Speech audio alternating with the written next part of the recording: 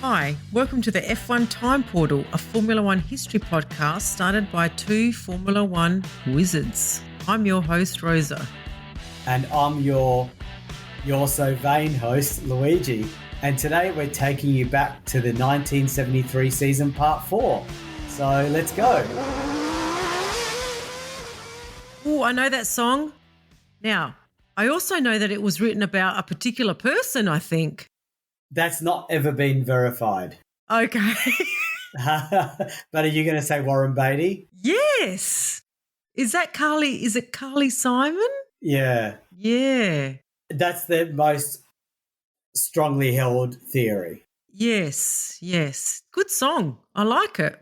It is a good song, actually, yeah. And I was going to say, you're so vain, you probably think this race is about you. Yeah. I changed it to Formula One. It kind of does fit with the whole Formula One vibe, doesn't it? Yeah. They're all kind of very, arrogant. Well, the egos are starting to come through. Yeah. Especially Fittipaldi. I know, and you haven't said anything about my word. I've used Wizards. Oh, yes, Wizards is really good. And I know. There's a game, you probably don't remember in uni when Richard and I played a game. Did you ever see us play a game called Grand Prix? Yes. A Grand Prix management game, a DOS-based game. Yes, I do remember that. Do you remember the game developer's name? No. It was Wizard. It was Wizard. You go. It was Wizard Games. There you go. I didn't realise there was that strong of a link. I'm running out of words. That's you are. So problem. Wizard is. I'm going to have to start using some out there adjectives. I think you'll need to go to fantasy books.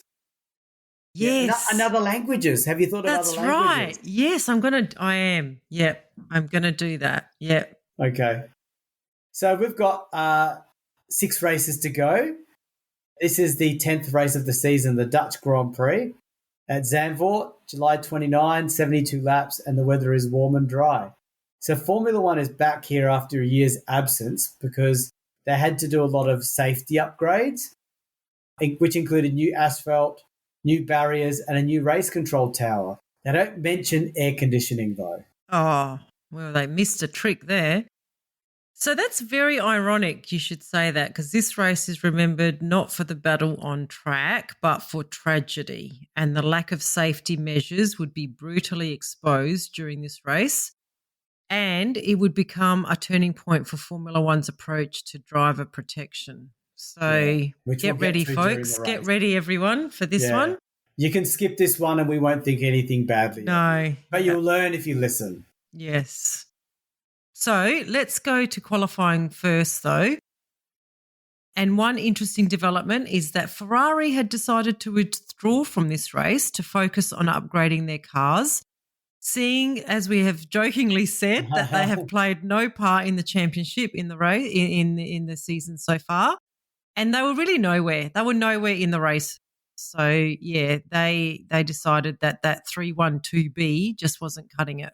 Yeah, and I mean, they did talk about 72 being a real rebuilding year, and they probably didn't have it earmarked, we're going to leave a couple of races. No, yeah. That wasn't I don't think they planned that. Yeah, no, they did not plan that. So Friday was wet and no one really set a competitive time. Saturday was warm and sunny, and Stewart, Holm and Fittipaldi were once again right up there. And unfortunately, the left front wheel on Fittipaldi's Lotus broke and sent Fittipaldi crashing into the guardrail with such force that his feet were trapped by the wheel and suspension being pushed into the chassis. Jeepers. The car was a write-off, but fortunately Fittipaldi was extracted with help from Hailwood. And he went out again in the spare Lotus despite his ankles being badly bruised. Yeah, and let's not forget, bruising doesn't generally feel too bad at first, but gets real bad in the following days. So let's take a moment to think about Fittipaldi's pain over the following days.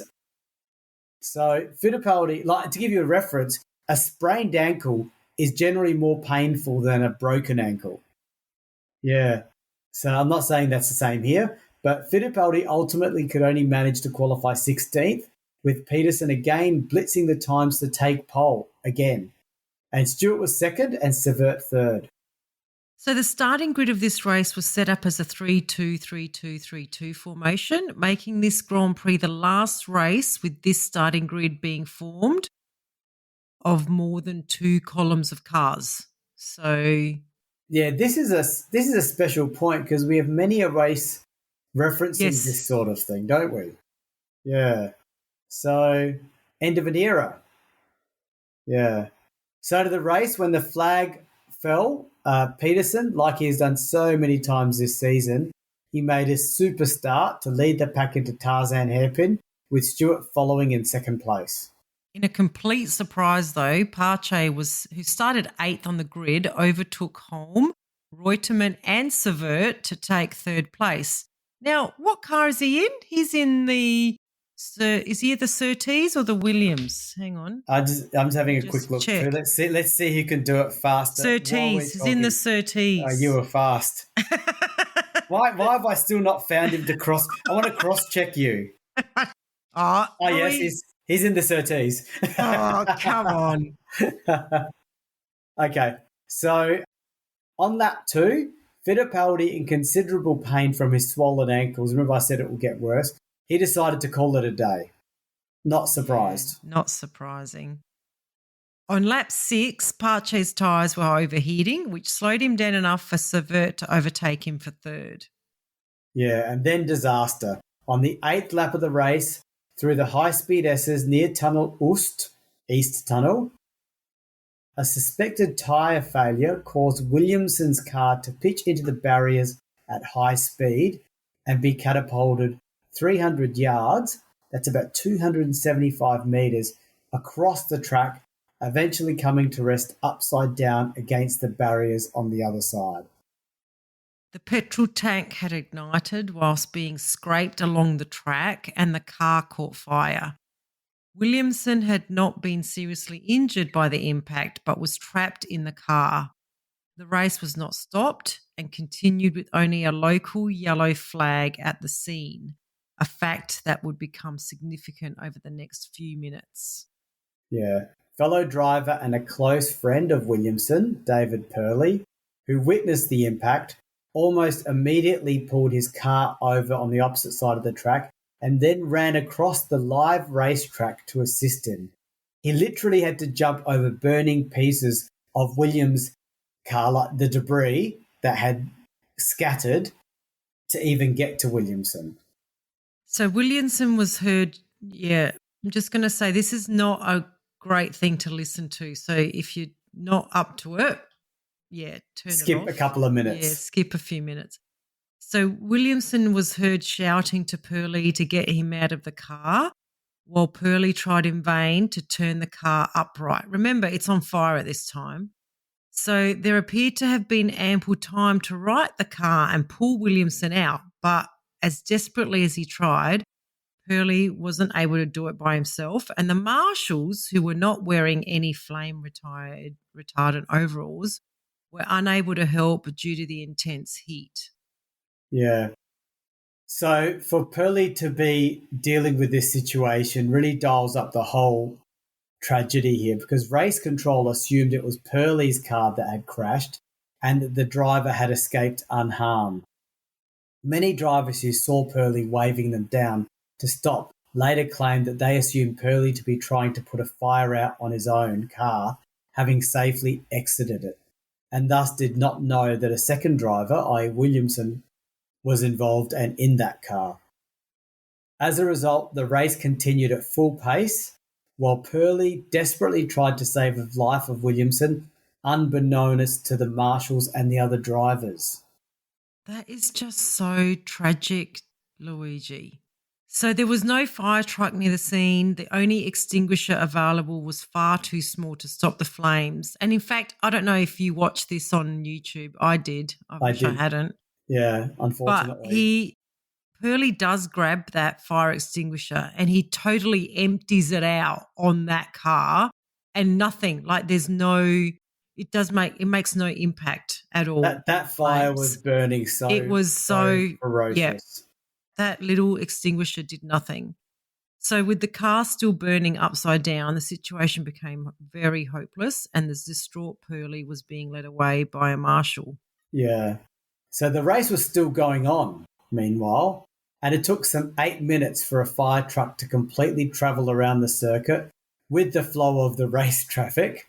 And by the time the car was eventually righted and the fire extinguished, Williamson had died of asphyxiation. And I'm sure he died from a lot more than that too, to be honest. Probably, yeah. So a blanket was thrown over the burnt-out wreck with Williamson still inside, and the race carried on. So this was only Williamson's second Grand Prix, debuted at the last race at Silverstone. Pearlie was awarded the George Medal for his brave actions in trying to save his fellow sportsmen. There is video footage of this on YouTube, which we mentioned, but watch it at your own warning. But it was horrific just to see Pearlie being led away by the marshals. Yeah, he was so distraught. Yeah, and later in the race, as I watched quite a lot of this race footage, there was a large cloud of black smoke from the burnt-out wreckage. There was a dark cloud on the race's safety features. It really was. Yeah, absolutely. So as we said, despite the tragedy, the race continued and Peterson was still in the lead. Probably because of the video footage, this was probably one of the most confronting moments, and I felt sadness and anger at the race organisers, but this is not the first time this has happened, I guess. So I guess that's all we can talk about it there. But to the race, Stewart was keeping the pressure on, but he couldn't find a way past the flying Lotus of Peterson. So on lap 20 of 72, the race order was now Peterson, Stewart, Severt, Hunt, who qualified 7th, and Holm. And Peterson's lead grew ever bigger until lap 40. His engine was losing speed, and he eventually retired on lap 66. Poor Peterson. So the Tyrrells finished 1-2 with Hunt an excellent third in spite of being without a clutch for the last half hour or so. Yeah. And this seems to be a bit weird for the majority of the race to be wrapped up with so little explanation, at least to even acknowledge that nothing else happened. I'm flagging this because it's out of character what we would normally do, but not much else really happened, did it? No, I know. Even in Mike Lang's narrative, a lot of the narrative is what we read out around the accident, and then he just really wraps up the race. Like he just says, like what we've just said. That's all he says. So I guess, I reckon he was there. Like as we've said, I think Mike Lang now in this era is probably watching the races, if not all of them live. He would be we there. don't know how rich he still had to be. We don't know. I don't know. Who knows? Yeah. But I guess he just didn't want to write anything after the tragic scenes he'd just witnessed. Like, it would be pretty tough.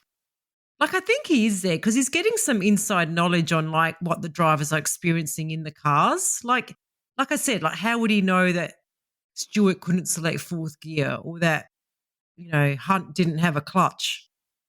So, anyway. So Stewart won his 26th career Grand Prix, broke Jim Clark's 5-year-old record of the most Grand Prix victories ever. So he equaled it not long ago, and now he's set a new record for himself. All right, so back to the championship standings then. We've got Stewart on 51, Fittipaldi on 41, Severt on 39, Peterson on 25 and Revson on 23.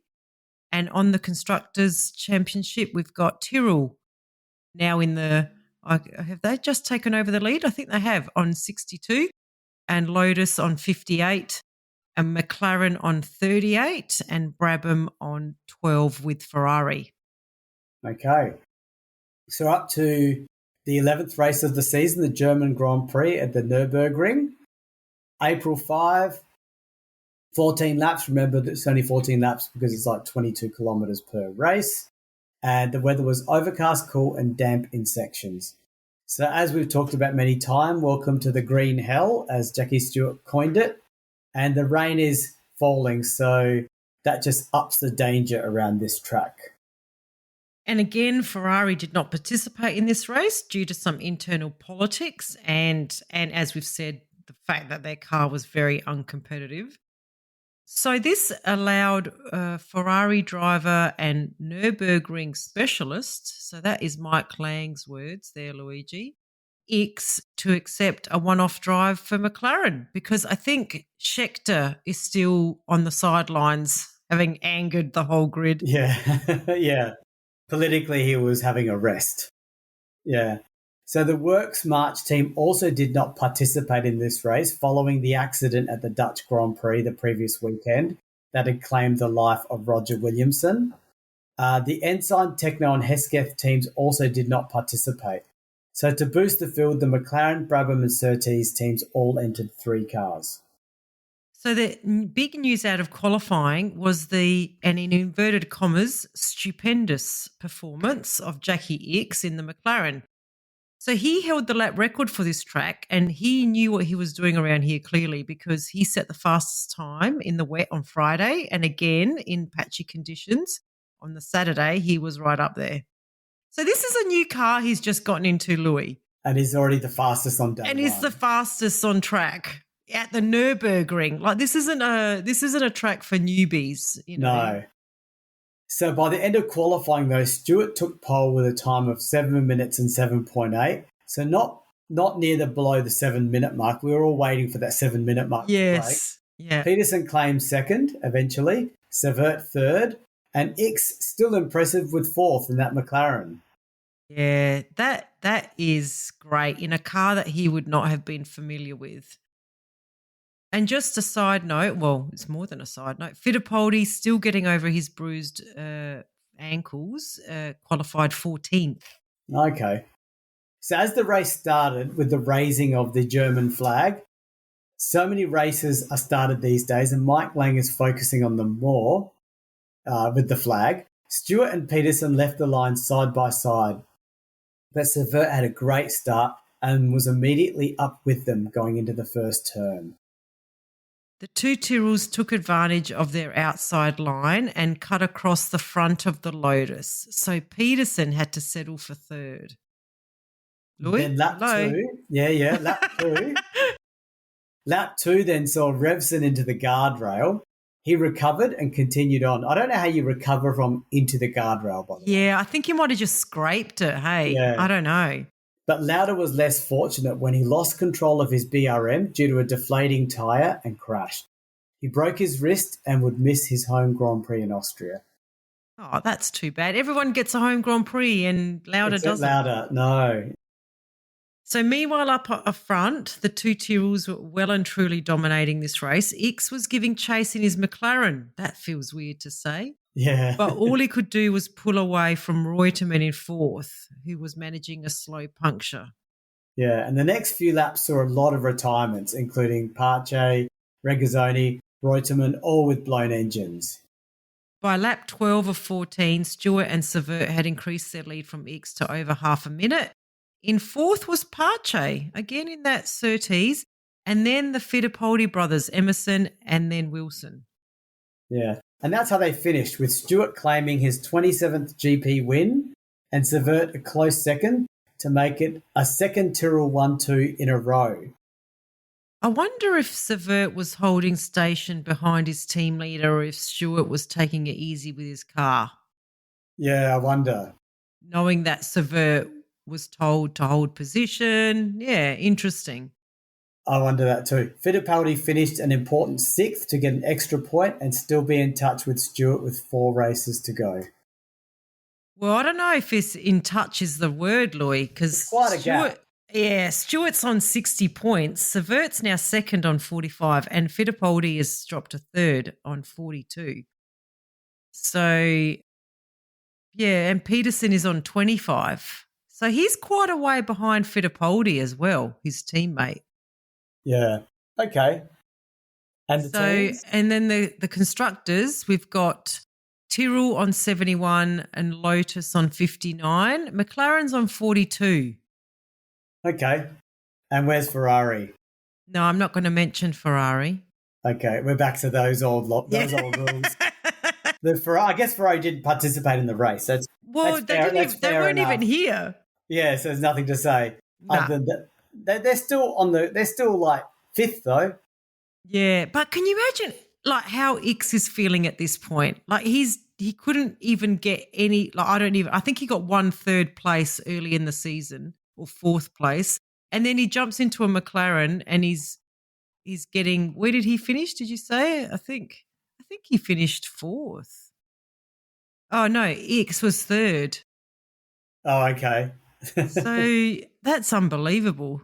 Anyway, off we go. Next race. Okay. So we're up to the Austrian Grand Prix, and it's at the Österreich Ring with no louder, unfortunately. It's on August 19, 54 laps. The weather is dry and sunny with some sections of the track potentially still damp from earlier rain. So the big news from this race is that Ferrari are back with a significantly modified 312B, but only for one driver, Mazzario. Ix had almost severed all ties with the team. Oh no. That stint in the McLaren just must have given him some idea on how bad that Ferrari actually was. And he was not happy with them. That's bad. That's very bad. So other teams all came with new aero setups like Hesketh, March and Lotus. And Lotus were trying a new oil tank on their cars. So there were a lot of changes. So this caused a lot of incidents during practice, but in the end, it was the Lotuses who qualified 1-2 with Fittipaldi on pole. Well, that's interesting. That's not happened. The McLarens of Holm and Revson lined up 3rd and 4th, while Mazzario's Ferrari was 6th. That's pretty good. With the benefit of hindsight, I still think that maybe Ix spat his dummy a bit too late and threw away his chance to be in Ferrari from 74 onwards. You know what I mean? Yeah, for sure. Yeah, so just my thoughts there. So our championship leader has really had a bad time of it with poor handling Tyrrell and had to be satisfied with 4th row in 7th place. So still hasn't really been qualifying super well this year. No. And this is an opportunity for Fittipaldi to make up some ground on the championship leader. So just a side note here, Louis, the safety car was trialled in response to some concerns about the speeds maintained by some of the drivers as they drove past Williamson's car in that tragic accident at Zandvoort. Yeah, so they copied the USAC race park concept. So United States, I don't know, C might be, I don't know what's obviously racing. Yeah. Pace car. Yeah, they had a pace car concept, didn't they? And so they basically copied that strategy to develop a safety car. Strategy car.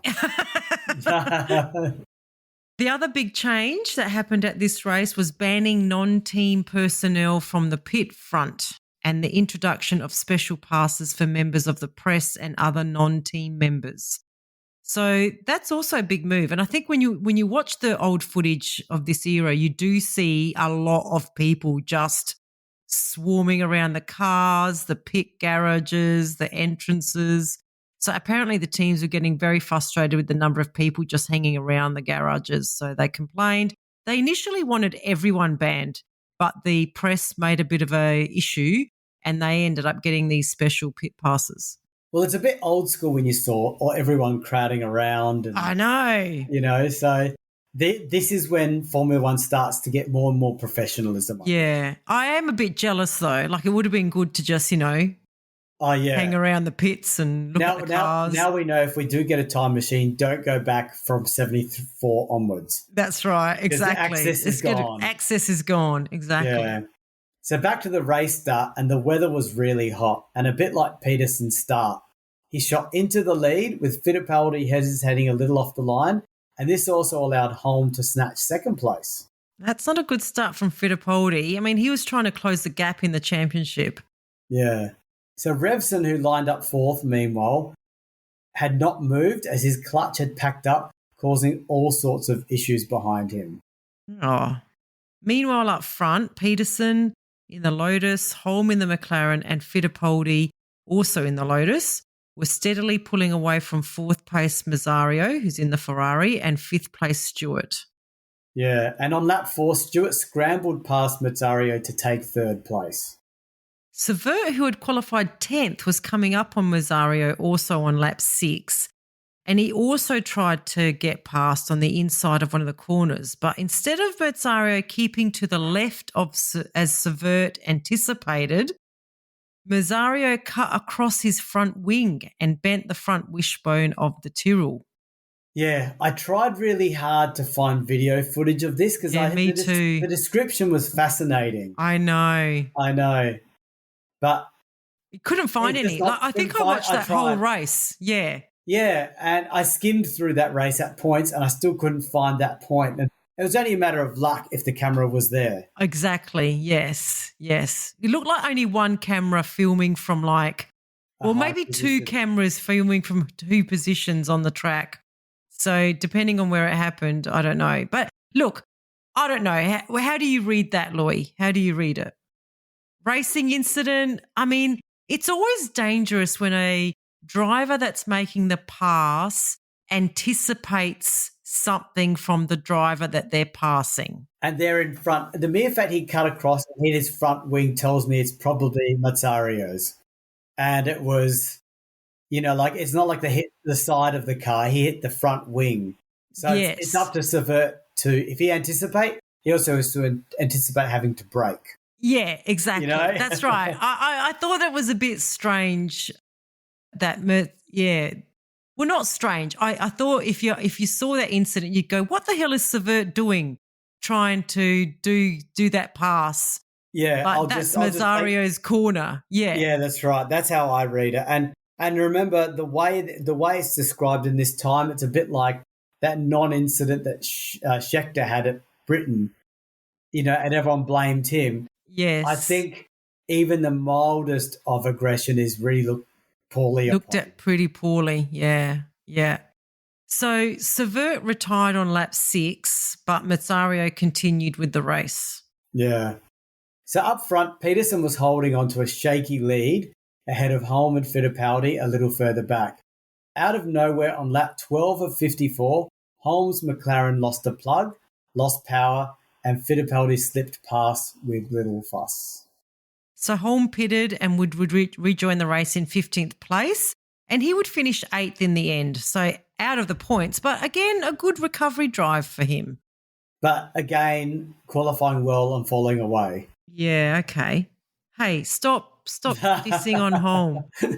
On lap 17, Peterson casually waved Fittipaldi through into the lead to give his teammate the best chance of keeping his championship hopes alive. Oh, wow.